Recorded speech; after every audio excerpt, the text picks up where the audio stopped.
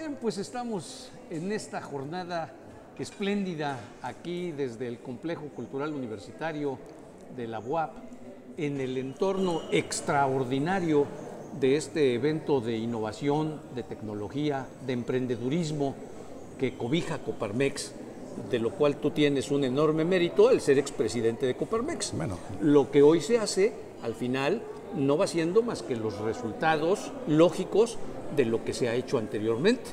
Así es de que honor a quien honor merece, mi querido Rogelio. Gracias, muy amable. Bienvenido hoy en este contexto. Y sí, obligado a preguntarte lo primero antes de entrar a lo tuyo, que tiene que ver con el pavor de la inseguridad que vivimos, pero ¿qué opinas de este evento? Yo creo que Puebla se quedó muchos años atrás. El empresario poblano se volvió con una mentalidad de banquero. Es un gran inversionista el poblano fuera de la ciudad de Puebla y fuera del estado de Puebla. Si vemos los grandes capitales en Guadalajara, en Monterrey, los poblanos metían dinero, se metían en bancos, pero el poblano se esconde mucho. Es un poco una mentalidad banquera, un poco diferente, y yo creo que hay que hacerlo. Me ha tocado durante los 40 años de mi empresa renovarme y darle vuelta, y lo que oí en la entrevista anterior tiene toda la razón del mundo. Si no haces innovaciones, es espeluznante, ¿eh?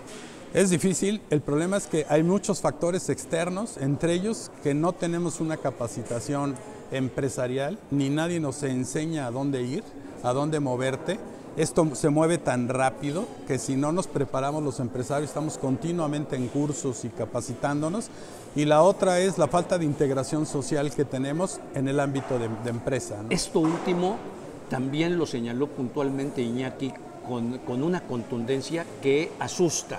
Pero déjeme agregar el dato, a lo que dio Iñaki, que el empresariado poblano, y si no quiero personalizar, pero el empresariado poblano está en el confort, cero riesgo y esperando no perder su coto que el gobierno le dio. No creo que sea eso. Sí, Por lo que están diciendo que el empresario poblano sale a invertir a otros estados. Sí, el problema es que hay una serie de factores internos en donde no somos unidos.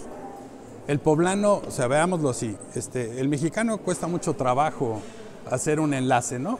Somos los de Monterrey o los de Puebla, pero ya nos metemos al interior de Puebla y somos de la ciudad de Puebla, pero uno es de San Manuel, el otro es de aquí, o sea, nos vamos subdividiendo en núcleos.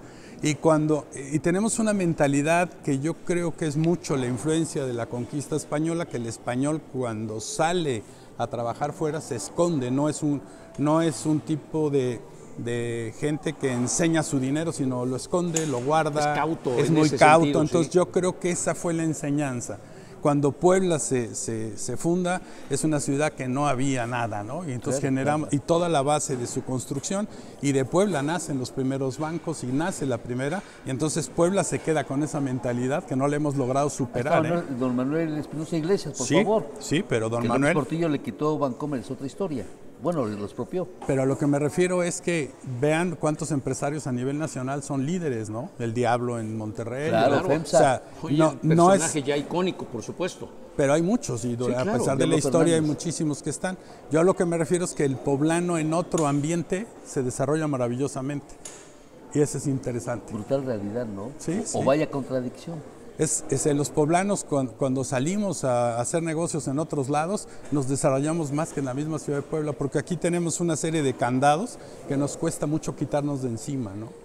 ¿Qué dirán o el qué moverán o qué dijeron? Una tradición cultural que viene desde la conquista. Desastrosa. Sí. ¿Sí? Mis padres son inmigrantes y una cosa que me decían mis padres es que cuando tú sales de migrante no hay nada que te preocupe y te metes a trabajar y hacerlo y esforzarte, ¿no? Sí. Y lo que pasa al poblano cuando sale hace lo mismo. Se quita los candados de alrededor y lo deja más libre y lo deja hacer. Sí, claro. Y es que la sociedad poblana es muy ruda, es verdaderamente ruda. Si te va bien, enseguida te ataca. Sí, está inventando. Empieza a inventar que si robaste, que si hiciste, ya que estás en el narco, que eres lavadora, siempre pasa eso. Etcétera. Y no se dan cuenta del esfuerzo empresarial que hay, ¿no? Grandes empresarios poblanos tienen un mérito enorme, que han hecho su fortuna ellos solos y hacerlo todo. Y después de décadas. Muchísimas. Porque ese es el asunto, ¿sí? Ningún negocio se hace en 10 días, ¿eh? Así es. O sea que hay que darle muy duro, ¿no? Para quien piensa que sí. No, hay que romperse el alma, ¿no? Sí, pero no lícito, bueno, con todo lo que eso implica, y entonces eso no se llama negocio. el mejor ejemplo, déjenme poner de Leobardo Espinosa, no en el sector empresarial, cuando salió, mucho antes de que fuera este evento, salió a colación el tema del complejo cultural universitario. Y le dije al aire, esta obra fue gracias a la visión de Enrique Agüera. Para él es el innombrable. Le digo, a ver, si robó o no robó Agüera, si se hizo de Puebla de universidades privadas o no, es otra historia. Lo importante es la visión que tuvo Agüera para crear nos estamos transmitiendo hoy. Vea usted lo que es hoy el Complejo Cultural Universitario. Yo les voy a poner un ejemplo y tú lo viviste. Cuando yo era presidente de Coparmex hicimos el 2%, el rollo, sí. Y empezamos a negociar con Microsoft y venía a Puebla a instalarse el área latinoamericana de Microsoft y fue pateada por el gobierno del estado. No me digas. Sí, totalmente. Mario Marín. No cerró el trato, no quiso hacer, no cumplió lo que habíamos negociado y se fue. Hoy tenemos 198,000 estudiantes universitarios que son foráneos. Tenemos una ciudad de intelecto, de pensamiento, de acción y no estamos aprovechando todo esto. El problema de los nuestros es que cuando acaban de estudiar se quedan aquí y en vez de regresar a su tierra y convertir su tierra en un tesoro, lo hacemos. Me tocó como vicepresidente nacional ser también de desarrollo regional y me tocó ver todas las acciones que tratamos de hacer y los poblanos no participaban en el nivel nacional. Los poblanos invertían y se metían, pero no se metían en proyectos de ataque personal, ¿no? Hablando de eso, para ya entrar en el tema, en esa visión enana, por darle un término, de Mario Marín, con esa inversión, ¿este gobierno está en la misma tesitura? Sí, de Luis Miguel Jerónimo Barbosa. Yo creo que tienen una mala idea. La estructura empresarial lo que genera son empleos y fortaleza. Y el problema es que ellos lo que quieren es o me obedeces o te castigo. Pero eso mismo venimos haciendo los empresarios y las cámaras y el rollo. Si no me obedeces, yo no. Ese es el problema que empobrece a Puebla. Y nuestros gobernantes usan mucho esa estrategia. O me haces caso en lo que te digo y te pones de mi lado y yo lo que te ofrezco es como gobierno, pues te doy a ganar dinero con alguna empresa o algún manejo. Y los que no se prestan a este negocio se mantienen fuera y son atacados y son golpeados. Por eso el poblano también tiene mucho que esconder lo que tiene para empezar a no ser atacado por el mismo gobierno. Yo creo que la pobreza de nuestros gobernantes está en no tener la visión de aprovechar el gran empresariado poblano que tenemos, porque realmente tenemos un empresariado maravilloso, aunque no lo veamos. Sí, la pobreza de visión. ¿De visión? La pobreza. Yo creo que, y no me cansaré de decirlo, también hoy muy particularmente hay una pobreza peor, que es la que deriva del odio que nuestros gobernantes le tienen a quien ha destacado, a quien tiene una posición económica derivada de décadas de esfuerzo, pero pues que les genera un rechazo, ¿sí? Lo que pasa es que es una política de ataque, porque les reditúa políticamente decir que el que tiene dinero es porque trató mal a sus empleados. Y yo quisiera que fueras a preguntarle a los empleados de las empresas. Sí hay empresarios que abusan, sin duda, pero el 90% y sobre todo los encargados y metidos dentro de Coparmex son gente que cuida su empresa, porque sabemos que el tesoro más grande es nuestros empleados. Es la gente, claro. Yo no sería nada si no tuviera los empleados que tengo y la gente que tengo. La verdad es que realmente es importante, ¿no? Para y qué bueno que lo señalas, Rogelio, porque eso tiene que ayudar a quitar ese estigma que nos ha marcado a los ojos de la sociedad. Mira, hace muchos años, Thomas Karing, estaba yo presidente de Volkswagen, me dijo muy claro y me dijo: no entiendo a los mexicanos por qué alaban y le hacen tantas alabanzas a los gobernantes. Tenía toda la razón. Claro. Y en lo personal, cuando fui presidente de Coparmex, si te acordarás, yo era de los que rompía el protocolo y manejaba. Venimos a hacer una plática, no tenemos que hacer alabanzas, claro, ni agachar la cara. Sí. Tenemos que enfrentarnos a hacer las cosas bien como lo merece este país. Frente, ¿no? De frente y atacarlo, ¿no? Con todo respeto, pero con exigencia. Y no se valía que llegaba un gobernador hora y media tarde y teníamos 1000 gentes en un auditorio esperando que hablara. Y no se empezaba porque no llegaba el señor. Sí, no. Pero eso es parte de la cultura que nos hemos dejado permear precisamente de los gobernadores hacia nosotros. Y de los presidentes y de todo. Claro. O sea, el problema es que todavía parece que los tlatlanis nos tienen que dar órdenes, ¿no? Entonces, es un poco cambiarlo, ¿no? ¿Quién fue, perdón, para no cerrar este tema político, don Rogelio, quién de los presidentes de México que usted trató y gobernantes de Puebla, a quién vio con más esa esencia de tlatoani? Yo creo, híjole, Echeverría. Yo lo conocí porque Echeverría estaba muy ligado a mis primos, a Germán Sí, a Sierra. Puebla, y todo. Sierra, claro. A Germán, entonces yo lo conocí. El general. Sí, ese era, Rodolfo Sánchez fue el primerito que nos hizo pedazos en el país y nos fue Luis Echeverría. Y hoy es una mal copia del tema, ¿no? Versión bizarra, diría sí, clásico. exactamente, sí, con una gran pobreza en muchos sentidos, ¿no? Sí, Para sí. hacerlo. ¿Y de los gobernantes poblanos? Yo creo que Moreno Valle, totalmente. Ese fue, él solo era su opinión y solo era su desarrollo. No tuve ninguna buena conexión con él nunca. Peleamos en las formas, que no eran nada buenas. Y yo creo que eso nos hizo, por un lado nos hizo crecer en un sentido, pero en otro nos hizo ¿A ti daño. no te bajó de su camioneta aventándote el no, teléfono? no era secretario. No, pero te pongo un ejemplo. Es recién elegido, hacemos una junta, yo era vicepresidente nacional de Coparmex, estaba Gerardo Gutiérrez Candeani en la mesa de México y llega Rafael Moreno Valle y no me da la mano, ¿no? Porque a mí me tocó con Melquiades, cuando él era el de finanzas, el tema que desapareció. El hoyo financiero. El hoyo financiero y nunca le cayó muy bien que yo hablara y que dijera las cartas. No, además era el vicegobernador o fue el vicegobernador. Claro, exactamente. Entonces, bueno, por ahí empezaban, ¿no? Siempre la política ahí es. Pero no son cosas personales, son cosas, detalles del los momento procesos que se vive, sí. pero desgraciadamente, Rogelio, de la poca visión, reflejo de la poca visión que como gobernantes tienen respecto a quienes detonamos la economía, a quienes generamos precisamente el país. Pero nuestros mismos organismos empresariales lo hacen. Cuando un líder no va al 100% de acuerdo con alguien, lo opacan y lo sacan. Ese es un problema. Hay que agrupar, hay que hacerlo, hay que manejarlo. Y nos pesa. Coparmex en ese sentido es el más unido y el más fuerte y el que más trabaja. Y es quien lleva la voz cantante de los organismos empresariales. Porque en Coparmex no hacemos negocios. Hacemos un trabajo por el país. Eso es importante, ¿no? Para hacerlo. Sí, señor, sí. A ver, suena muy fuerte porque pues los otros organismos empresariales, cada quien sabrá su tarea.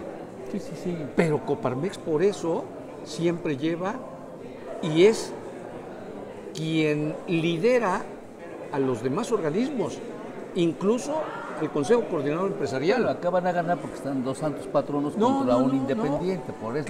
Pero por votación, los hechos, votación me gana. Eso te lo puede decir, puede decir los presidentes de los demás organismos. Sí. Es el primer organismo empresarial que tiene un sindicato.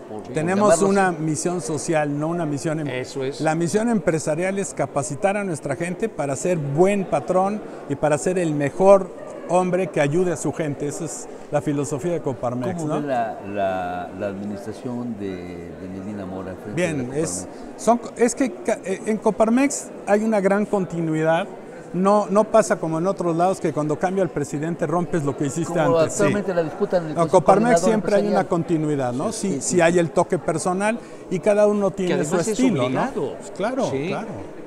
Pero al final manteniendo y dándole seguimiento a lo que se ha hecho, porque pues si no, no podríamos estar en la posición en la que estamos. Pues es que llevamos 93 años en Coparmex dando un seguimiento y rompiendo esa columna, corrigiendo una columna nacional empresarial que estaba toda desfigurada, ¿no? O sea, venimos haciendo un trabajo importante, por eso no nos quieren y no hasta en nuestras propias invitaciones nos agreden, ¿no?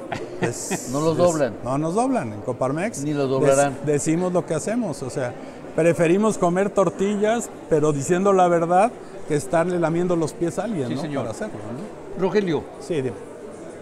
Hoy, dentro de todo el abanico de complejidades, problemas muy serios que padecemos como país, el primero a resolver es el de la inseguridad. Totalmente. Tú eres especialista en este tema. La ocasión anterior que estuviste con nosotros en el estudio, nos diste datos muy fuertes. ¿Mejoramos o no mejoramos? No, a ver, yo voy a romper un poco el esquema de lo que traen. Estamos cayendo en el juego del presidente. El presidente no le interesa la seguridad pública en lo más mínimo. Está visto. Lo que está jugando es a tener el ejército para para poder golpear a quien se le oponga o se le mueva. Y le faltan dos caminos por hacer. Uno es el INE y otro es el ejército. Y por eso lo está haciendo a como de lugar. Nada más que al presidente se le olvida que la poca capacidad que tiene de control en ciertas cosas es que el dinero llega un momento en que ya no es necesario. A quien le está dando el dinero y lo está dejando que hagan empresas y que se manejen, es una cúpula dentro del ejército, no es toda la base. A partir de coroneles y tenientes y sargentos, toda la estructura no está recibiendo la cadena, los maltratan, tú has visto cómo los agreden, les pegan, de manera los insultan. los exhiben. Y entonces yo, por mi vida, tuve muchos años de practicar con ellos, les enseñé algún tiempo en el la mentalidad. Artes marciales, son buenos compañeros, son buenos, son gente buena, son los que nos pueden salvar como país. Y yo lo que veo hoy muy peligroso, pero verdaderamente peligroso, es que está llevándonos, él perdió los tiempos de lo que quería hacer, quiere hacer en un sexenio lo que Venezuela hizo en 20, ¿no? O sea que por hablar en años. Y entonces está rompiendo el esquema y eso es algo que nos da tiempo a podernos salvar. Por primera vez empiezo a ver a la oposición con verdadera oposición, con verdadero carácter, porque los únicos que estaban brincando era la sociedad civil. ¿Cuántos organismos de la sociedad civil ya se armaron, ya se manejaron, ya se movieron? Hoy la cuestión de la seguridad pública es verdaderamente preocupante. Puebla todavía se mantiene bastante tranquilo porque Puebla siempre ha sido un esquema en donde aquí vivían los narcos, no operaban había mucho, pactos, ¿no? obviamente. Estaba todo ahí, no movamos las todo aguas manejado. aquí, No, claro. exactamente. Pero no tardamos en empezar a tener graves problemas. Ya estamos en eso. Ya estamos. Michel, déjeme agregar a la pregunta que le hizo Leobardo y la respuesta que nos está dando puntual. Yo veo que ya en esa estructura militar, de esa hermandad, porque los que egresan del heroico colegio militar, y usted lo sabe bien, es una hermandad cada generación, ya hubo un rompimiento con este señalamiento que hizo Alejandro Encinas de culpar directamente a mandos militares, tanto los que estaban acantonados en Iguala y de otros niveles, pero donde culpa directamente a elementos del ejército mexicano de ser partícipes o copartícipes del caso Ayotzinapa. Y ya lo vimos con estas declaraciones de este general que ayer era coronel en Iguala y que está hoy en prisión junto con otros mandos militares. La incursión en los medios de comunicación de estas entrevistas, que usted lo sabe, para que entre al Capo Marte a una entrevista, si no hay el bobo del jefe supremo, el comandante de la Secretaría de Defensa Nacional, no entrarían. Yo siento y veo que ya esta estructura militar le dijo al presidente de manera soterrada: o paras esta carnicería contra el ejército o habrá consecuencias. No sé su opinión, ¿cuál es su opinión? Yo creo que la parte alta, o sea, la gente que está en las cabezas, Sí, la élite. tiene mucho que ver en el pasado delictivo. O sea, si vemos quién estaba en Guerrero y quién estaba en el norte con graves problemas, pues son los que hoy están de secretario de Marina y secretario, ¿no? Y una parte de esto que está pasando es que las cabezas pueden controlar un poco, pero cuando rompes la disciplina militar que estás haciendo, los mandos medios empiezan a violentarse y es a los que les quieren echar la culpa. Exacto. Y entonces la cabeza no tiene la fuerza si los mandos medios no están con ellos. Claro. Si ustedes investigan y revisan cómo se manejó Chile y cómo se manejaron en Venezuela o el tema, fueron los mandos medios que hicieron los movimientos, no los altos líderes. Claro. Y si empezamos a ver que en Cuba han desaparecido 8 generales de golpe y hoy en Rusia vemos que desaparecen también, empezamos a ver cómo empiezan a moverse ciertas fichas, unos a favor y otros en contra, y entonces la desesperación que vemos en el presidente del país es que está viendo que no está teniendo el control absoluto del ejército, ¿no? Y entonces esto es un problema muy grave, Claro. porque los militares nos han enseñado a nivel internacional, en todos los países del mundo, debe ser una sección que no lo debes meter en la política. Y cuando se meten en la política, ¿para qué necesitan al presidente si ya tienen el poder económico y el poder político? O sea que eso ha sido una demostración que es el error, grave hierro de López Obrador. Vean Chile, ¿no? En Chile, ¿qué pasó? Cuando a Pinochet lo llaman, lo meten, era el que apoyaba más al lado izquierdo, y de pronto Pinochet decide, pues si ya tenemos todo, ¿para qué necesitamos este cuate? Entonces se convirtió en un cacique. Exactamente. Que es Rogelio, el tiempo no es precisamente nuestro mejor aliado. Yo lo sé. Y me gustaría tu opinión, porque hablas respecto al quehacer de la organización de la sociedad civil con miras a la próxima elección presidencial, que la tenemos a la vuelta de la esquina. Y señalas que la oposición sí existe. ¿Dónde están esas cabezas? Porque no las vemos. ¿No es prudente todavía que salgan? Sí, acuérdense que México tiene una gran experiencia en golpes, ¿no? Desde Luis Echeverría para acá, cada 3 años hay, pero somos un país maravillosamente que nos recuperamos rápido, pero rapidísimo. A veces es como en el boxeo.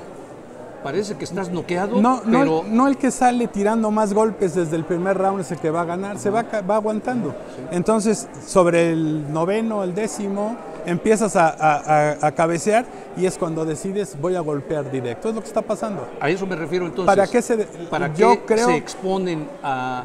Miren, ¿están esperando para dar el golpe certero? Sí, totalmente. ¿Se están preparando? Sí, yo eso es lo que opino. Yo creo que tanto el PAN como el PRI, que son con mucha experiencia, con mucho manejo, tienen gente con un altísimo nivel, y muchos de ellos tienen una gran responsabilidad social. Muchos no, porque muchos tienen cola que le pisen, claro. Pero esos que tienen una gran responsabilidad social y una gran capacitación están siendo muy presionados por la sociedad civil. Sí. La sociedad civil está sacudiéndolos por abajo y no los está dejando libres. ¿Cómo ve a 2 cabezas visibles que ya levantaron la mano y están caminando? Por un lado tenemos a la gobernadora de Tlaxcala, Beatriz Paredes, y por otro lado tenemos a Enrique de la Madrid, hijo del expresidente Miguel de la Madrid. Bueno, yo creo que Beatriz Paredes ya pasó su tiempo. Yo creo que por edad y por todo no es, aunque tiene una gran experiencia política. Pero hay una gran coincidencia de muchos de ustedes que saben del tema respecto a que su tiempo ya pasó. Sí, totalmente. Miguel de la Madrid Enrique de la Madrid es un hombre que tiene una mentalidad, aprendió junto a su padre, vio cómo estaba el tema, vio los errores que se cometieron. Puede ser, pero no creo que llegue.